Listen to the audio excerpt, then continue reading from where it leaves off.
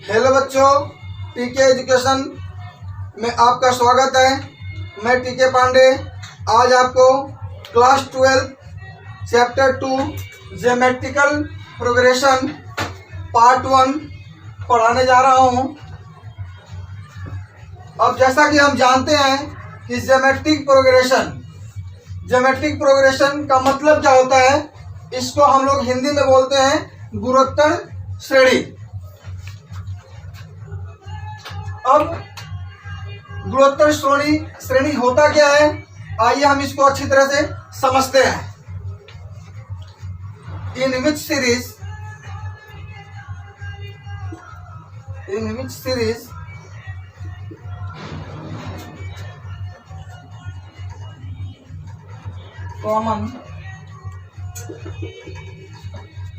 common ratio are equal is known as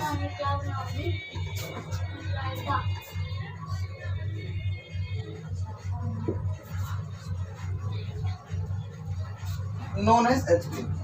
In which series common ratio are equal is known as HP. जिस series में common ratio बराबर होता है उसी को हम लोग ज्योमेट्रिक प्रोग्रेशन कहते हैं। इसको हम लोग ज्योमेट्रिक प्रोग्रेशन को हम लोग HB भी लिखते हैं। अब इसको हम एक एग्जांपल के द्वारा समझने की कोशिश करते हैं। हमने एक एग्जांपल ले लिया,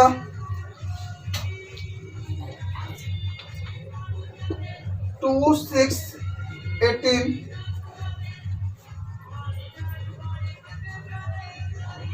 54 ... हमने एक सीरीज ले लिया 2, 6, 18 54 ... यहाँ जो 2 जो हमारा होता है इसको हम लोग बोलते हैं फर्स्ट टर्म,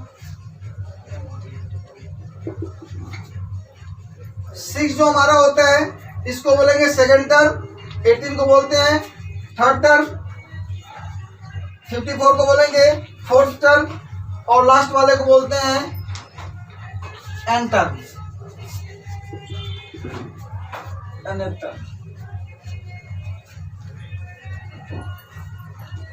अब हमारा A1 2 ले लिए, A2 जो हमारा है 6। अब यहां से हम सबसे पहले कॉमन रेशियो निकालेंगे। कॉमन रेशियो हम लोग कैसे निकालते हैं आइए समझते हैं उसको। R equal to A2/A1।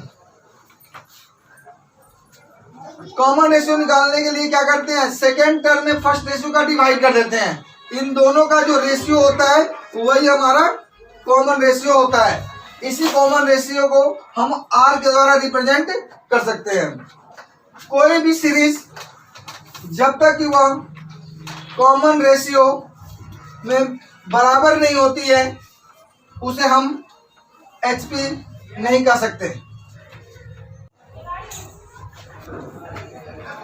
यदि GP में कॉमन रेशियो यदि हमारा बराबर नहीं है तो उसे हम गुणोत्तर श्रेणी या ज्योमेट्रिक प्रोग्रेशन नहीं कर सकते। आइए इस चीज को हम समझते हैं।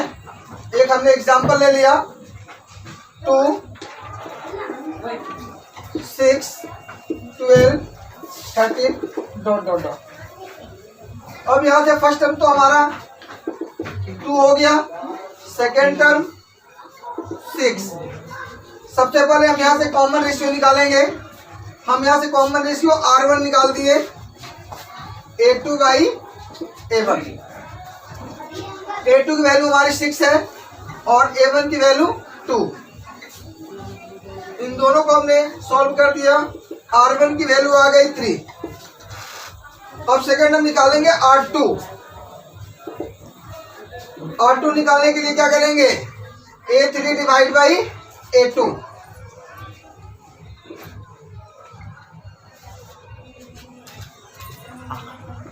A3 की वैल्यू 12, A2 की वैल्यू 6, R2 की वैल्यू आ गई 2। अब हम यहाँ पर देख रहे हैं कि R1 की वैल्यू हमारी 3 है और R2 की वैल्यू 2 है। यहाँ पर R1 not equal to R2, so it is not HP। हम यहाँ पे देख रहे हैं कि R1 की वैल्यू 3 निकली और R2 की वैल्यू 2। तो इस सीरीज में R1 और R2 इन दोनों की वैल्यू बराबर नहीं है, इसलिए हम इसको HP नहीं कर सकते। अब आगे हम देखते हैं कि HP का जनरल फार्मूला क्या होता है।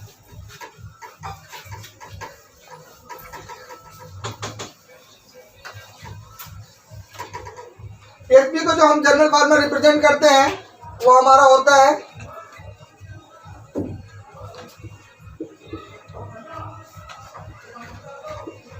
General formula AR square ARQ dot dot dot ARn-1। इसका जनरल फार्मूला हमारा होता है AR AR का square AR3 dot dot dot और लास्ट टर्म को हम ले लेते हैं ARn-1। इस लास्ट टर्म को हम लोग an के द्वारा भी रिप्रेजेंट करते हैं या इसको हम लोग L भी लिख सकते हैं, इसलिए an इक्वल टू L होता है। अब हम लोग nth टर्म निकालते हैं जीपी का। इसका फॉर्मूला हमारा nth टर्म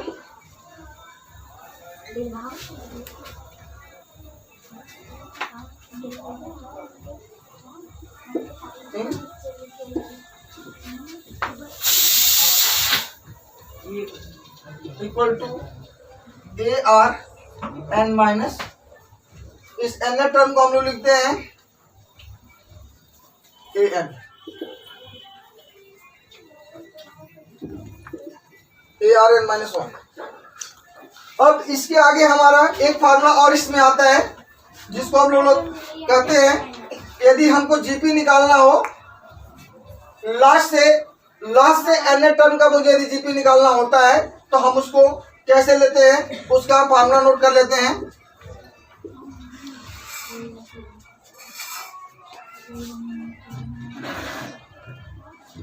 nth टर्म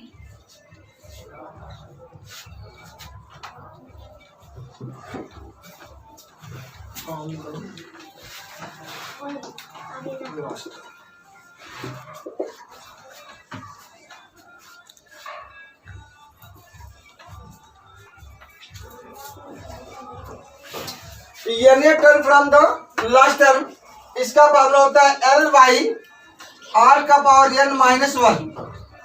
यानी जब कभी भी मुझे जीपी में लास्ट से हमको n टर्म निकालना होता है तो उसका फार्मूला हमारा होता है L/R का पावर n-1।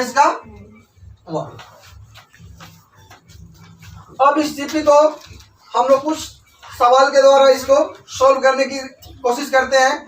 आइए हम इस एक्सरसाइज का फर्स्ट सवाल अटेंड करते हैं।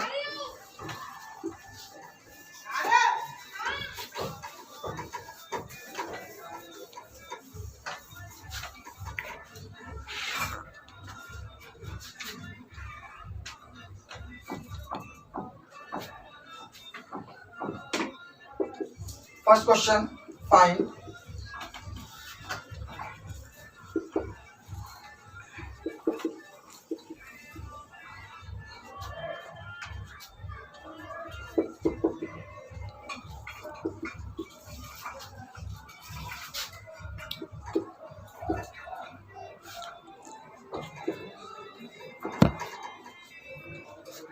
हमें निकालना है find the 7 term of the HP 4, 8, 16, 32 dot dot dot. मुझे इस सवाल का 7 टर्म मुझे HP में निकालना है। तो सबसे पहले जो हमारा सीरीज देता है उसको हम लिख लेते हैं 4, 8, 16, 32। यहाँ से हम फर्स्ट देख रहे हैं कि यहाँ पे हमारा फर्स्ट टर्म जो हमारा है 4 है, तो इसको हमने लिख दिया A1 equal to 4। Second term जो हमारा है 8 है, इसको हमने लिख दिया 8। अब यहाँ से हम क्या करेंगे, सबसे पहले हम कॉमन रेशियो निकाल देंगे। R इक्वल टू होता है A2/A1। A2 की वैल्यू हमारा कितना दे रखा है 8 है और A1 की वैल्यू कितना है 4। अब हम क्या करेंगे, इस 4 से 8 को आसानी पूर्वक काट देंगे, 4 2 जा 8, तो R की वैल्यू 2। यहां से हमने निकाल दिया कॉमन रेशियो, कितना हमने निकाल दिया 2 है। अब मुझे निकालना क्या है 7th टर्म। इस 7 टर्म को हम लिख सकते हैं an equal to AR 7 minus 1। क्यों? क्योंकि हमारा फार्मूला होता है an टर्म का हमारा फार्मूला होता है an इक्वल टू AR का पावर n माइनस 1। तो यहाँ से हमने 7 टर्म निकालना है मुझे, तो मैंने लिख दिया AR 7 माइनस 1, यानी हमारे वैल्यू कितना आ गया AR 7 माइनस 1 का मतलब हो गया 6। अब A7 इक्वल टू वाली वैल्यू आ गई AR 6। यहां से हम क्या करेंगे, आसानी पूर्वक हम A की वैल्यू जो हमको दिया गया इस वैल्यू को पुट कर दें। तो A की वैल्यू कितना है 4 और R की वैल्यू मुझे दे रखा है 2, तो मल्टीप्लाई 2, R का पावर 6 है, यहाँ पे क्या लिख देंगे 2 का पावर 6। अब इन दोनों का हम मल्टीप्लाई कर देते हैं तो हमारा ये सवाल आसानी से सॉल्व हो जाएगा। तो 4 मल्टीप्लाई 2 का पावर 6, 2 का पावर 6 जो होता है आप आसानी पूर्वक मल्टीप्लाई कर सकते हैं, 2 into 2 into 2 into 2 into 2 into 2।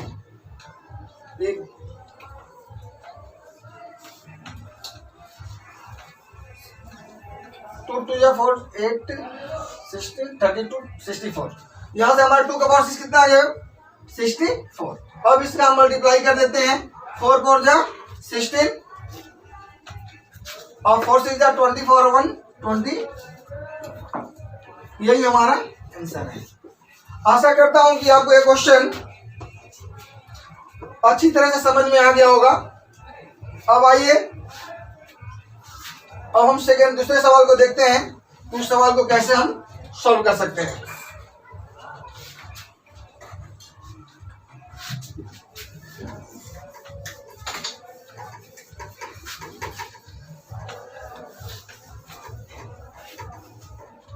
एक हमने दूसरा सवाल ले लिया,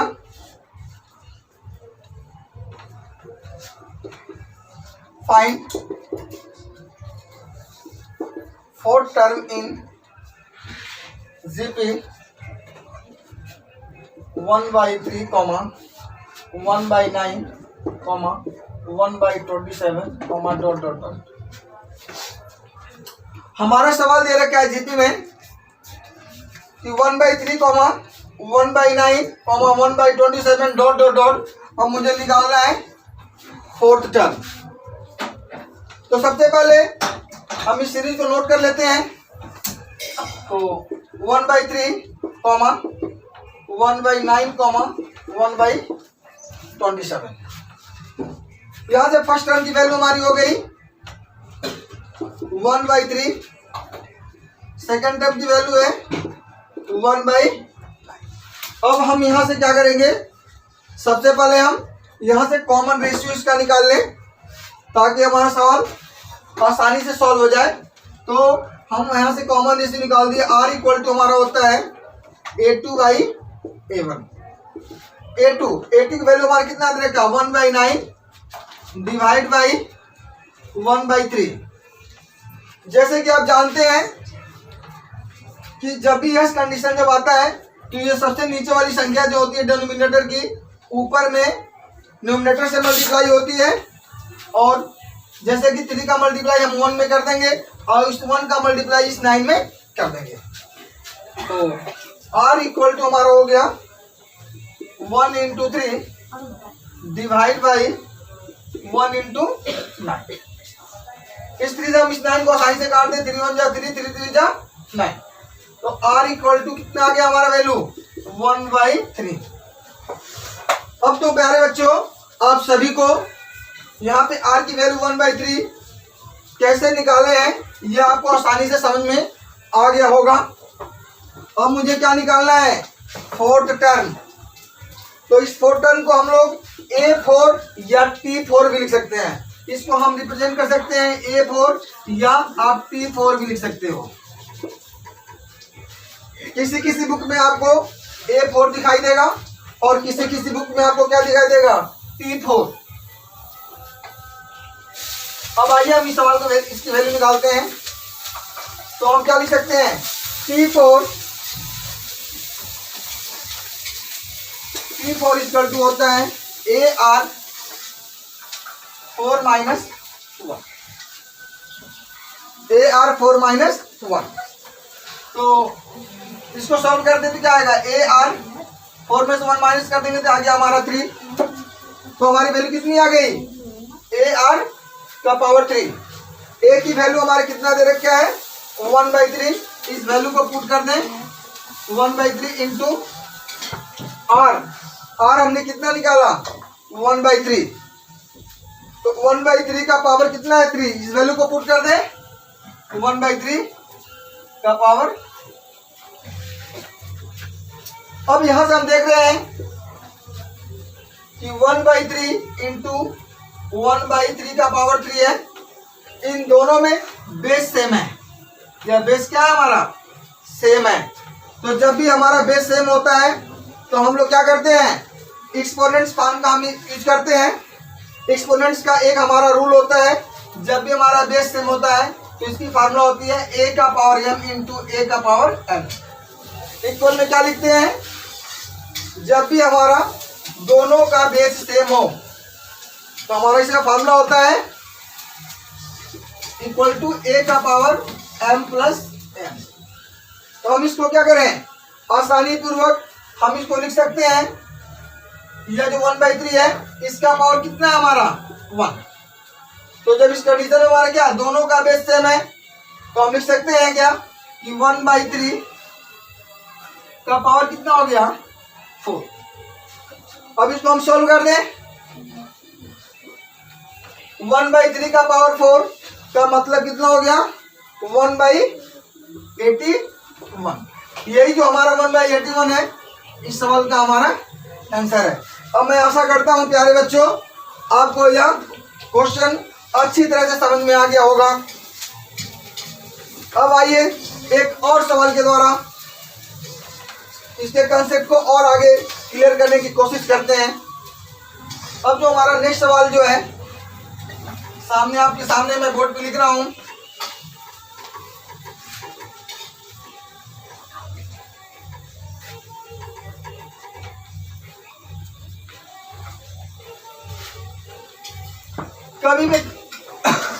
कभी कभी क्या होता है, find the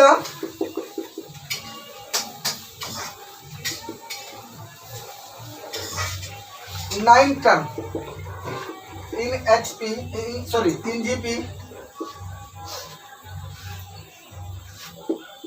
√2 1/√2 comma 1/2√2 comma dot dot dot. जैसे प्यारे बच्चों बहुत सारे बच्चों को जब भी सवाल रूट भी आ जाता है तो उन्हें सॉल्व करने में डिफिकल्टी उत्पन्न होती है। आइए हम इस सवाल को कितने आसानी से सॉल्व करते हैं मैं आपको समझाने की कोशिश करता हूं, आप इसको भली बात समझने की कोशिश करेंगे। सबसे पहले मुझे सीरीज दिया रखा है कि √2 comma 1/√2 comma 1/2√2 comma dot dot dot. सबसे पहले हम इसके सीरीज को लिख लेते हैं, √2 comma 1/√2 comma 1/2√2 comma dot dot dot. यहाँ से आपको क्लियर मालूम है कि ये जो पाली जो है इसी को हम क्या बोलते हैं, फर्स्ट टर्म कहते हैं। तो हमारा फर्स्ट टर्म क्या दे क्या है, a1 इक्वल टू √2। जो सेकेंड जो वैल्यू है इसको हम कहते हैं सेकेंड टर्म। ये हमारा हो गया a2 को हम लिख सकते हैं 1/√2। तो जब भी आपको जीपी का सवाल होता है तो सबसे पहले हमको कॉमन रेशियो निकालना है। इसलिए हम सबसे पहले क्या करेंगे, आर की वैल्यू निकालेंगे।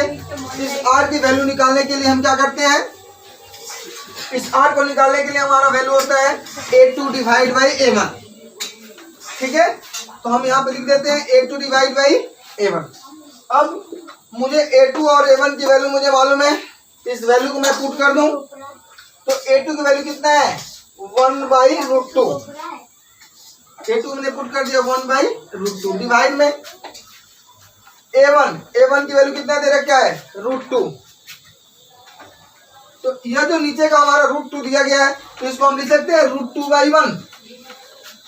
अब ये नीचे की जो संख्या होती है ऊपर जाती है और यह संख्या इसमें, ऐसे हम इसका मल्टीप्लाई करते हैं। तो हम इसको लिख देते हैं R equal to 1 into 1 √2 into √2। तो R इक्वल टू कितना आ गया 1 में 1 से मल्टीप्लाई कर दिए तो 1 आ गया। और जब भी √2 का √2 में मल्टीप्लाई करते हैं तो ये हमारा क्या हो जाता है √2 का स्क्वायर। और जब भी रूट पर स्क्वायर लगता है तो मुझे रूट कैंसिल हो जाता है, इसको हम लिखते हैं 1/2। जैसे हम इसको समझ लेते हैं, जैसे √2 इंटू √2, इसको हम क्या लिखेंगे √2 का स्क्वायर। √2 का स्क्वायर का मतलब क्या हुआ √4। इस 4 का पेयर बन जाता है तो 2 इंटू 2, ये किसमें है रूट में है। जब भी इस रूट में जब भी हमारा 2 का पेयर बन जाता है तो एक संख्या को हम क्या करते हैं बाहर निकालते हैं। यहाँ आप देखिए 2 इंटू 2, यहाँ पे 2 का पेयर बन गया है तो हम यहाँ से क्या कर सकते हैं आसानी से 2 बाहर निकाल दें तो हमारा वैल्यू कितना निकल गया 2। अब आशा करता हूँ आपको यह समझ में आ गया होगा कि हमने यहाँ पे 2 क्यों लिखा है। अब मुझे क्या निकालना है 9 टर्म। तो 9 टर्म को हम लिख सकते हैं T9 और T9 को हम इसका वैल्यू निकाल देंगे AR का पावर 9 - 1 AR का पावर 8। A की वैल्यू हमारी कितनी है A की वैल्यू हमारी √2 है इंटू R की वैल्यू कितना निकाल दिया हमने R की वैल्यू कितना निकाल दिया 1/2 और इसका पावर कितना है इसका पावर कितना सॉरी इसका पावर है 1/2 का पावर। अब हम इसको सिंपलीफाई कर दें तो क्वेश्चन हमारा आसानी से सॉल्व हो जाएगा। तो इसको हम इन दोनों का मल्टीप्लाई कर देंगे। तो मल्टीप्लाई करेंगे तो क्या होगा हमारा ये जो 2 जो है √2 जो है इसको हम लिख सकते हैं 2 का पावर 1/2। 2 का पावर इसको हम ऊपर कर देते हैं सॉल्व, इसको हम ऊपर की तरफ सॉल्व कर देते हैं।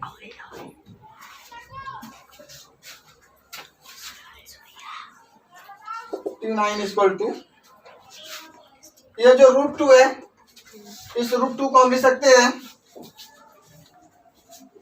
1/2 का पावर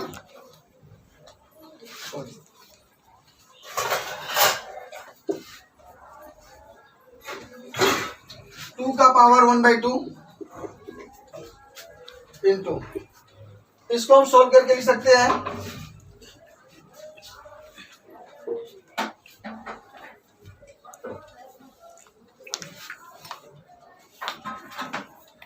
1/2 2 का पावर 8 लिख सकते हैं। अब समझिए यहाँ पे 2 का पावर 1/2 है।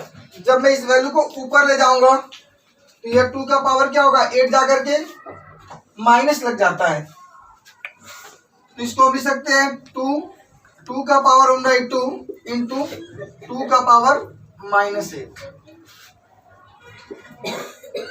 अभी मैंने आपको समझाया था कि जब भी हमारा बेस बराबर होता है तो इसके पावर क्या होते हैं प्लस कर दिए जाते हैं।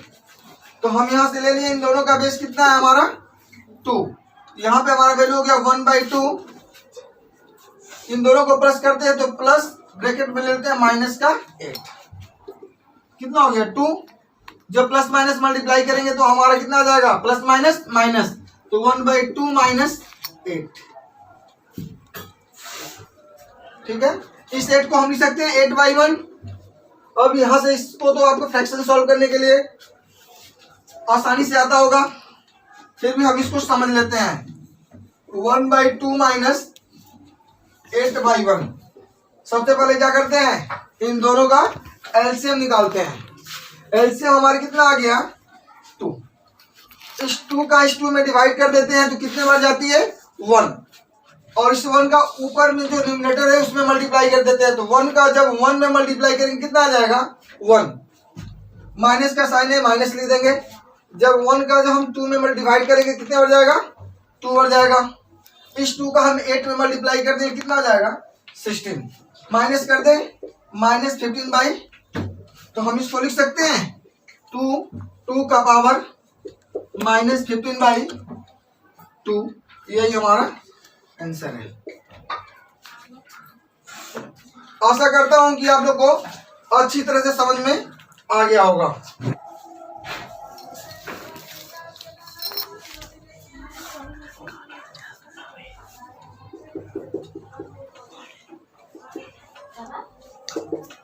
Find the third term.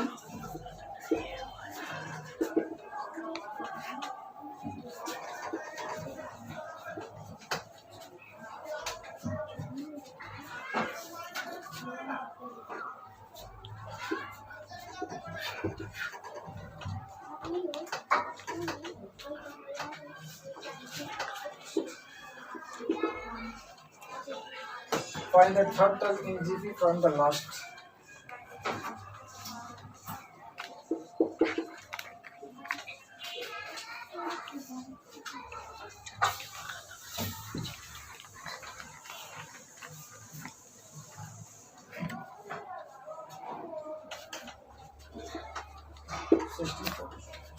Sixty-four, 16, 4, comma, dot, 1/256.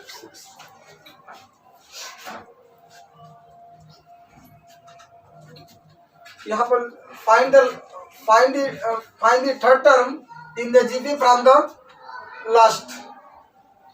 यहाँ पे हम इसको रब कर देते हैं। देखिए हम देखते हैं कि यहाँ पे 64 जो हमारा है फर्स्ट टर्म है, तो A1 की वैल्यू हमारी कितनी हो गई 64। 16 जो हमारा है सेकंड टर्म है, तो A2 की वैल्यू कितना हो गया 16। अब यहाँ से हम आसानी से कॉमन रेशियो इसका निकाल देंगे। कॉमन रेशियो हमारा क्या होता है R = A2 divide by A1। A2 की वैल्यू कितना दे रखा है 16, और A1 की वैल्यू दे रखा है 64। 60 से जब 64 हम काट देंगे तो 16 1 जा 16, आइए कटेगा 4 बार में, तो कितना हो गया R = कितना आ गया 1/4।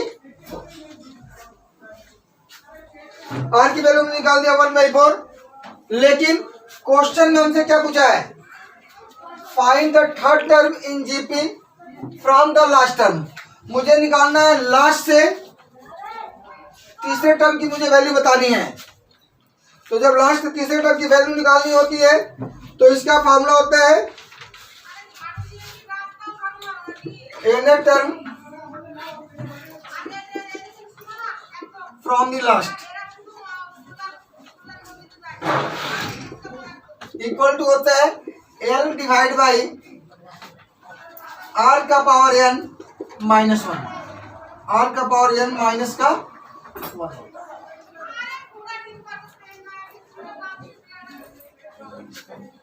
ठीक है, अब हम क्या करेंगे, जो हमारे यहां से जो हमने वैल्यू निकाल दिया L की वैल्यू हमारा दे रखा है 1/256। इस वैल्यू को हम उठा करके यहाँ पुट कर देंगे।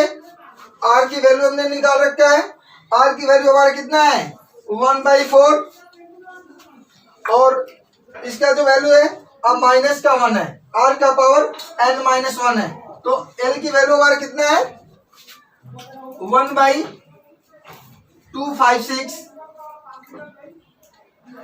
डिवाइड कर दिए आर की वैल्यू कितना हमारा दे रखा है 1/4 मुझे निकालना कौन सा है तीसरा टर्म थर्ड टर्म, तो एन की वैल्यू कितनी हो जाएगी 3, यहां पुट कर देंगे 3 माइनस का 1 पुट कर देंगे। अब इसको हम सॉल्व कर देते हैं, कितना हो जाएगा 1/256, यहाँ पे 1/4 है, 3 में से 1 माइनस कर दिए कितना आ जाएगा 2। अब इसको सॉल्व कर लेते हैं, इक्वल टू 1/256 डिवाइड बाई 1/4 का स्क्वायर कितना होगा 1/16।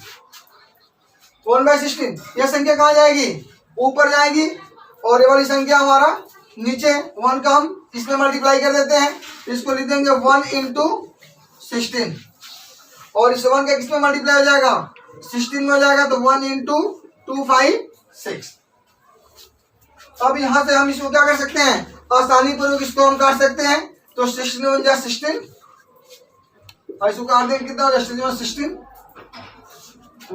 16 कितना आ गया 1/16। ये इसका आंसर है। आशा करता हूं कि आपको यह क्वेश्चन आसानी पूर्वक समझ में आ गया होगा।